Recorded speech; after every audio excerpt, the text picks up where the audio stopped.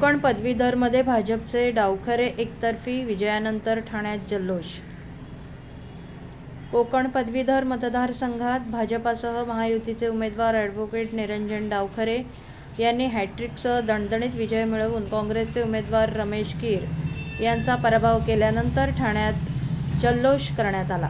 पहिल्या फेरीपासून विक्रमी मताधिक्याने आघाडी घेत एकतर्फी विजय मिळवल्याने सोमवारी सायंकाळी डावखरे यांच्या ठाण्यातील निवासस्थानी भाजपच्या कार्यकर्त्यांनी निरंजन डावखरे यांना उचलून घेत जल्लोष साजरा केला। या प्रसंगी आमदार संजय केळकर, माजी नगरसेवक सुनेश जोशी, मृणाल पेंडसे, परिवहन सदस्य विकास पाटील आदी अनेक पदाधिकारी कार्यकर्ते उपस्थित होते।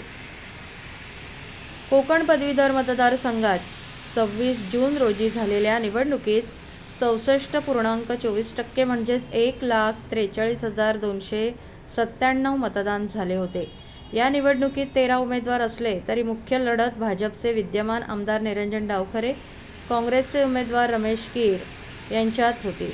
आमदार डावखरे यांना भाजपाबरोबर महायुतीतील शिवसेना, राष्ट्रवादी काँग्रेस, शिवसेना, मनसे, भारतीय रिपब्लिकन पक्ष यांच्यासह महायुतीतील घटक पक्षांनी पाठिंबा दिला होता।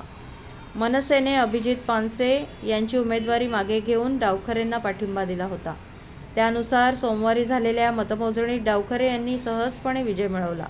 या निवडणुकीत 51% मतांचा कोटा विजयासाठी आवश्यक होता। त्यानुसार सुरू झालेल्या मतमोजणीच्या पहिल्या फेरीपासूनच डावखरे यांनी विक्रमी मतांची आघाडी घेतल्याने विजय पक्का झाला होता।